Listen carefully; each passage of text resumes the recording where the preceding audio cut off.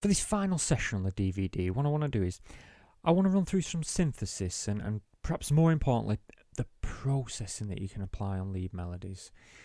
Now, I'll say from the start here that I'm not planning on having an incredibly in-depth look at synthesis here, since, well, there's as many different leads out there as there are different genres, and for me to try and make everyone happy and cover every single lead in existence, it'd take me around 9 DVDs. And on top of that, I don't think many of you've been in following along with our production series really needs that much advice when programming synthesizers now. We've looked at programming synths in synthesis, and we also looked at it in Fundamental 1, 2 and 3. So I'm hoping by now you've got a good idea how to do it, provided of course that you've been practicing what I've been showing you. I know I always bang on about that, but I really can't stress it enough. Watching me do anything here simply isn't enough. I can show you how it's done, but it's never going to replace you doing it yourself. As you practice and experiment, you'll find new things, shortcuts, new ideas, and like anything in life, the more that you do it, the better you'll become at it. So don't just rely on me to be here and do the job for you. I'll show you how you can do it, and I think in a way put you on the starting grid, but it's really up to you to do the rest. Now, if you are still struggling with programming synthesizers, especially FM or additive, then I will be going much deeper into those, certainly a lot deeper than I can in a single session in this DVD, for example. I'll be doing that a lot deeper in our upcoming release of Synthesis 2. So what I'm going to do for this session basically is just create a couple of leads, and they're going to be ones that I've had the most requests for, basically the leads that you lot have continually asked again and again and again how to create.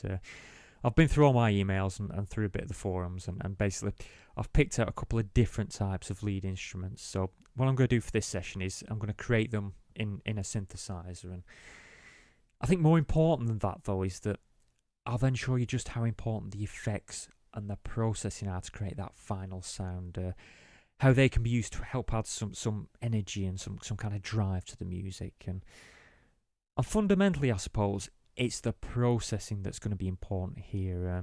Basically, when we work with melodies, it is 70% composition, 10% synthesis, and that final 20% rests on your processing and your effects.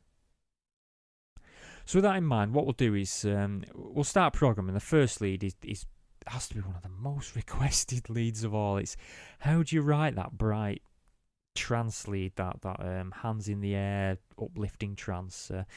So what I'm going to do is I'm going to start by programming that timbre, show it's really not that difficult, and then I'll show how processing and effects are used to make it sound even better. Now, if you've seen the previous DVD, which I hope you have, you'll already know that certain synthesizers are suited to certain things. For example, Korg Triton, side me rack there. It isn't too great at producing trance timbres when compared to something like the one above it there, the Yamaha CS6R, or the one above that with the Access Virus. So it's always worthwhile choosing the appropriate instrument for what you want to write. Now, for trance timbres in the software realm for this, because filming outside software is a bit difficult at the moment, I actually prefer the V-Station over most other synths, because the saw oscillators in these are actually really nice saws, and it has a especially nice ring modulator as well. So what we'll do is I'll play this back. I've got a simple trance rhythm here using our techniques that I discussed throughout this DVD. So I'll play this back and we'll start programming a trance lead in this. Just turn that down a little. Right, well, I mean, first things first here, a trance lead consists of saws. It's got the bright soy timbre, but it also has a triangle in there, because the triangle will give it that brightness, that very top edge brightness that it requires. So our first oscillator we set to a triangle there, and then our other two will set to saws there, and I'll just bring those in. Turn it down a little bit more, it's getting a bit loud here. Right, the first thing we want to do is we want to detune these from one another now. First thing we do is you can hear there how it sounds, well, it sounds pissed. So what we do is now we draw back on this until we start to get it sounding a bit more stable.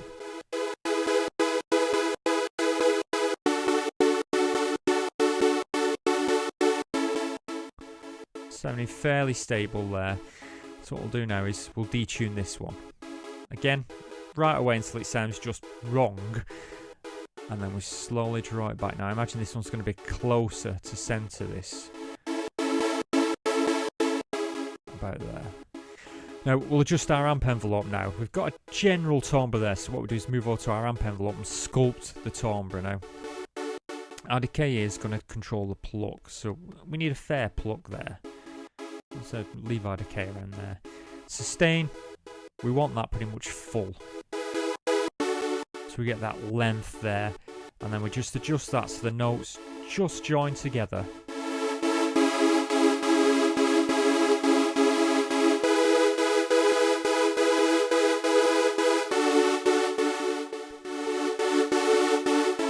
About there. That sounds okay. And the next thing we do is we drop our frequency down a little. Because what we're going to do is we're going to use our modulation envelope here to control this filter, and obviously if the filter's fully open, this modulation envelope isn't going to affect it. So we'll send that about there, and then we'll have a play with this modulation envelope here. We'll start the decay to add a pluck to it. And you'll hear the pluck appear, the filters kind of twang as we increase this. Hear it there. Now we don't want it too strong, about there. We'll leave the sustain on 0, and then we'll just bring this release up to keep the filter open.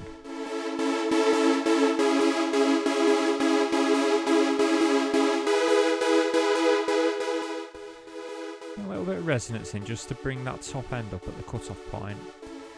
We'll set this filter, the Q norm here, about halfway. Oops.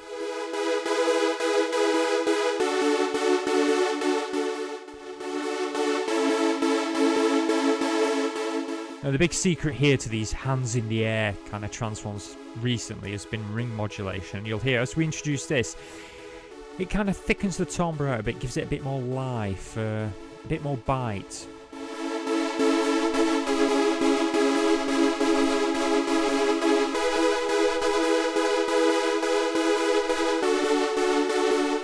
We'll go about there with that. If we take that away,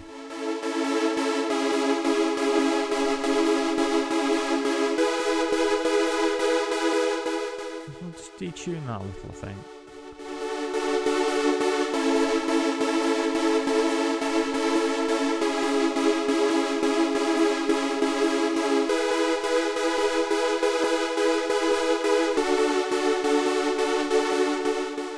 Go now. That's a very basic timbre there. I mean, if you listen back to that, it doesn't sound too great, but what we do now is we use processing to increase this. Now the first part of processing that we want to insert here is actually reverb. Now you may be asking why we want to put reverb on an insert here, and well, basically we want to use this reverb as part of the timbre. We're going to use specific settings in this to help create the timbre from this. It's going to be one and the same with this.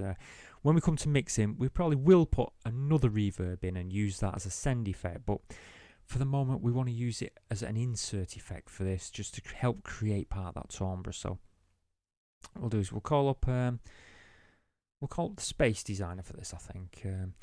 Now the trick with this is it's in pre-delay there. What we want to do is we want to set that pre-delay quite long, because what that does is that slows the reverb entering onto this. So it means that the transient of this instrument here will pull through before the reverb is applied. Now, if we had a 0 pre-delay on there, what would happen is the beginning attack of this will be covered in reverb as well, and that would push our lead instrument near the back of the mix, and we want to avoid that. So what we do is we turn our pre-delay up as far as we can, and basically that means that our attack will come through before the reverb here is applied, and that means that it'll keep it at the front of the mix so we can hear it. So it pulls through the mix rather than being pushed into the background. And what we'll do is we'll start playing that back now.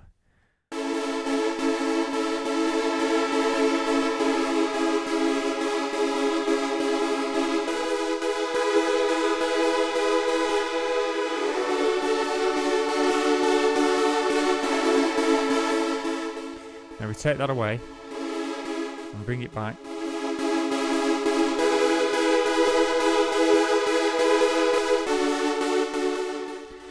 Can you hear now this reverb isn't pushing this to the back of the mix, it's just making it more prominent, it's making it sound thicker, a little bit thicker. So what we'll do, our next effect is going to be the, perhaps unsurprisingly, the Echo Boy. Now, the reason that we're applying Echo Boy here is we don't want to create an echo on this timbre because, well, basically our release is overlapping. So what we're doing is we're going to use Echo Boy to thicken the timbre even more. So what we'll do is we'll listen back to it, change that to 16ths, and then we slowly reduce this until it just thickens the timbre rather than actually applies a delay effect.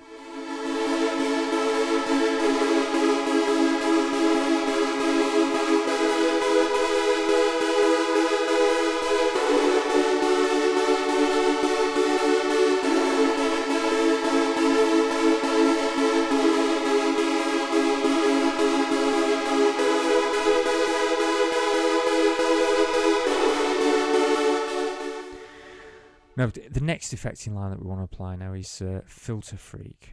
Again, this will probably come as no surprise. And what we're going to do is we're going to use Filter Freak to add some modulation to this timbre. Basically, we're going to modulate the filter slightly.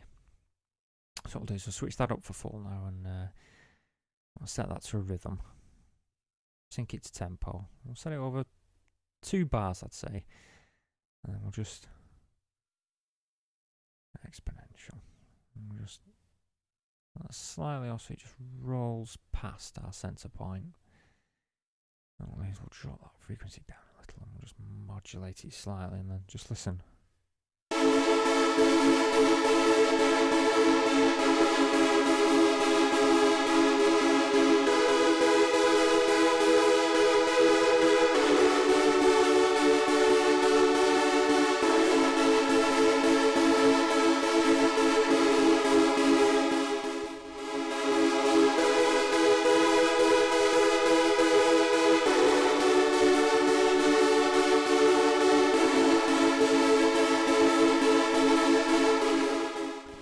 The trick basically with our Filter Freak there is just to create a slight difference in the music, just a little bit of modulation, not too much, just a little bit of modulation that if we take it away we can notice, but if it's there we don't really notice, and that just helps maintain the interest in our timbre that's playing this. So I think the next one we're going to apply in this chain here will be the Transient Designer.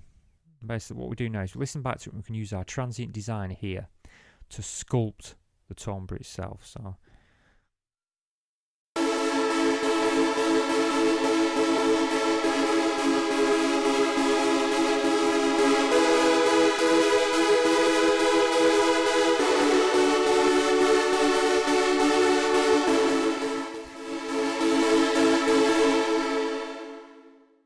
now what you've got to remember with this Transient Designer is one of the main reasons we want to use this is the more attack we give this timbre, the more upfront it's going to be in the mix. The sharper the attack, the more upfront. Remember that transients are so important when we're mixing, so if we add more of a transient to this, it will pull further towards the front of the mix. So what I'll do is we don't want to go too far back with our attack, otherwise we'll end up pushing it to the rear of the mix. We want to keep our attack quite close.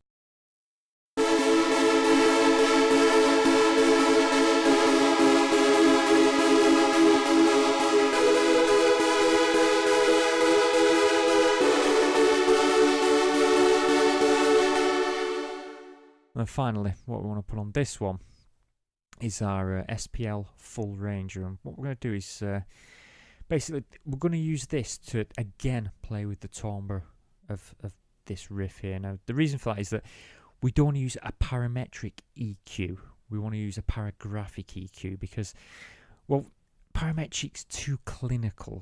We use that when we want to, when we mix down, when we want to adjust the timbre to fit in with everything else, but for the moment we want to sculpt the timbre quickly. So basically it's best to use a paragraphic, and we use this to very quickly sculpt the timbre rather than get too technical.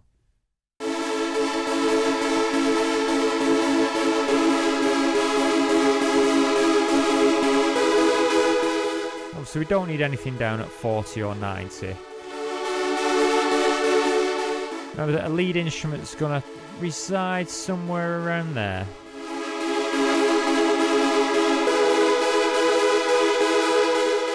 Like that. So most of the energy up around 4K, 1 and 4K.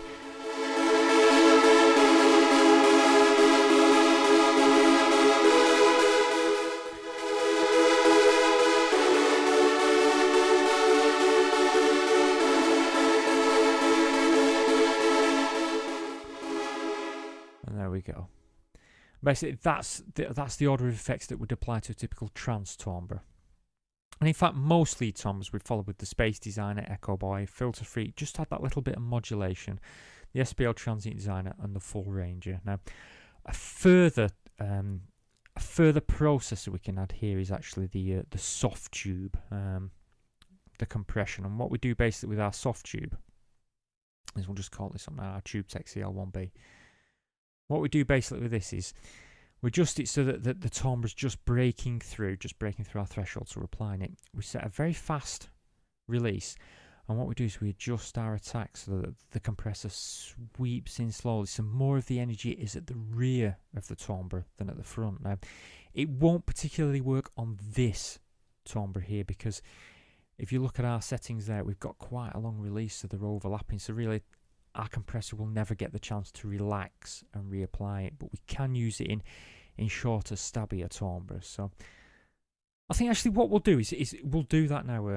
I'll do another timbre. I'll change what I was planning on doing. We'll do a shorter, stabbier timbre, and we'll use this Tube Tech, and I'll show you how you can use that to add some energy. So let's start by getting rid of all this. Plug in. So what we'll do for this next timbre then is we'll program kind of an electro lead. Now, basically what I've done is I've written a typical electro pattern there, and as I mentioned in previous sessions, the electro's it doesn't remain within the octave, it kind of jumps. It'll jump between octaves to give it that glitchy type feel. If I just play this back.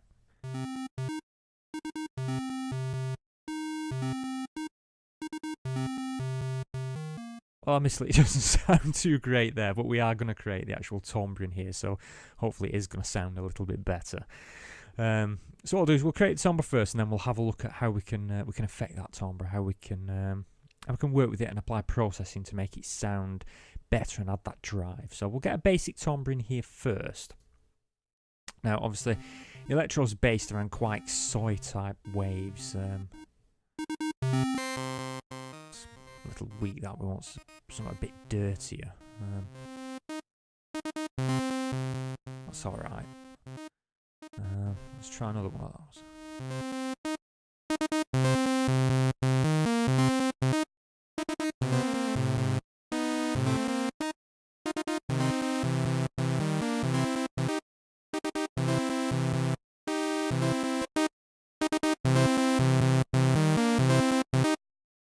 I like the sound of those. So that's them. What we'll do again is we just detune this one. We'll set it to the same as that one, and then what we'll do is we'll detune this to fight both those oscillators there, which is what electro's about. It's about oscillators fighting, so we're quite far with this.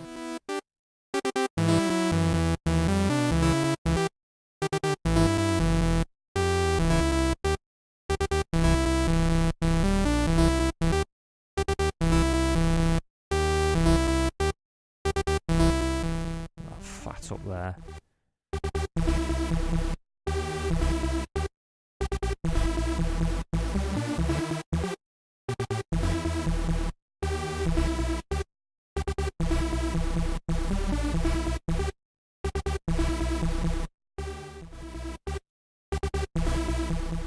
It's our ramp envelope, just even get the right type of feel for it. What I'll do is go into our LFOs. And basically, we'll detune this LFO. So around there.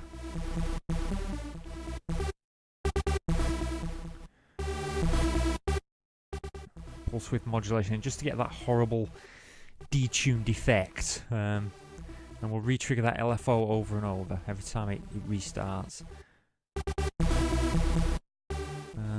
So we've got this second LFO here.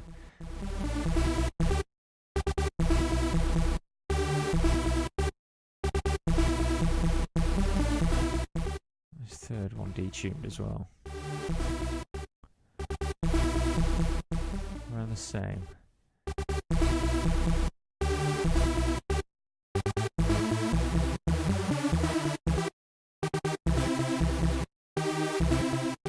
That's sounding a little bit better. A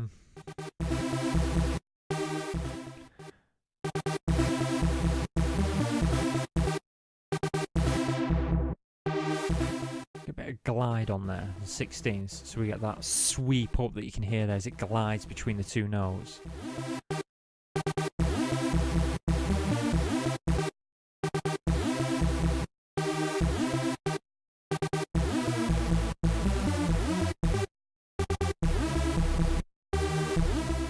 And we'll keep that quite dirty there.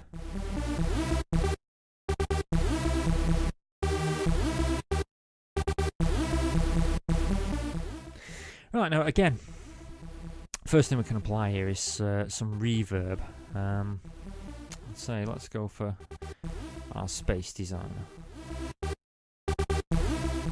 And again, the important thing here is the pre-delay. Get the pre-delay right up there. Spread on full, get a nice thick timbre running.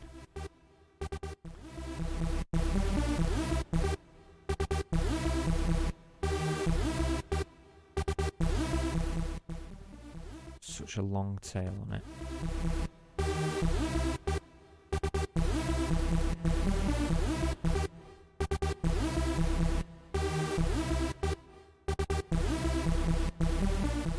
And what we'll do next is we'll call up our Echo Boy. Again, this is to add thickness to the timbre. So we don't want that. We want it going away. So we'll set that to 16s. Slight amount of feedback. And all we do is we drop this down. Turn that up a little bit.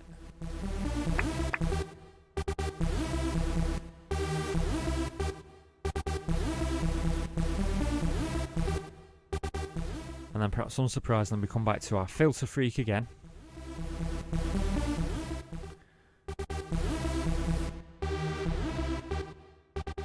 We set that to rhythm envelope, sync it to tempo. We'll do a slight amount of modulation here, not too much.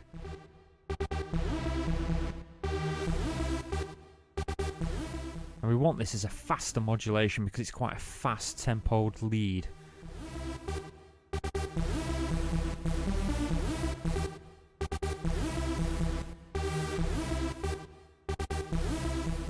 And a little bit slower than that.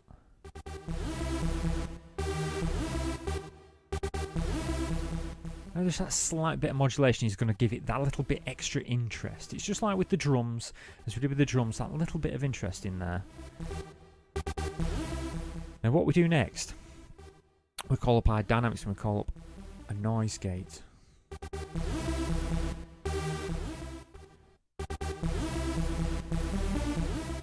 And what we want our noise gate to do is get rid of any bad reverb there. You know, that could be trailing over. We want it quite established. So we're using our noise gate now to cut off the Space Designer and the Echo Boy, so that if it was going to trail over, the noise gate stops that trail and we just have the direct notes. So that way we get the thickness of Space Designer, the thickness of Echo Boy, but we lose any reverb tails or anything like that.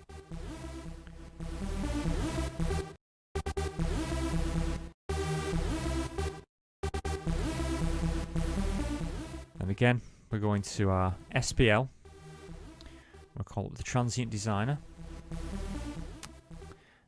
And we give more definition to the front.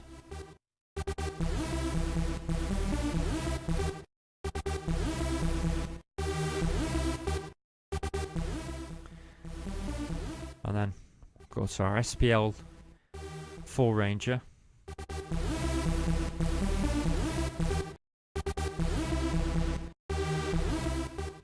it's our lead, so we want a lot of the energy around here.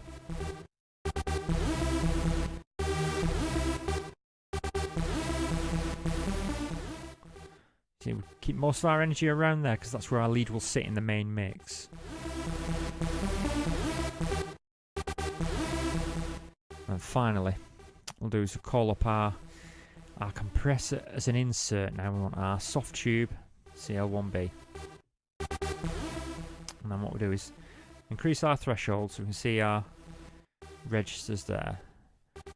Quite a hard ratio on that.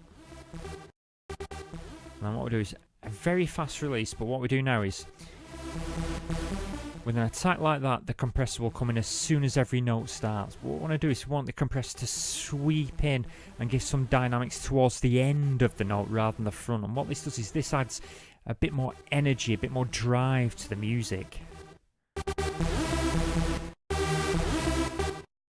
Gives more of a sweep in on each note.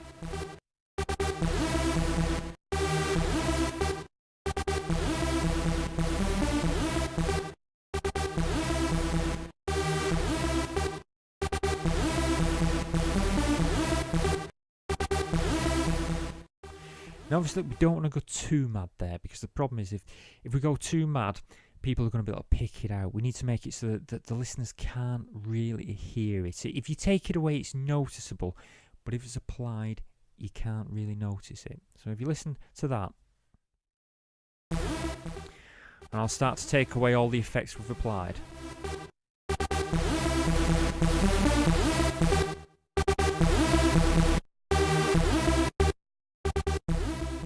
Can you hear the difference that they're all applying?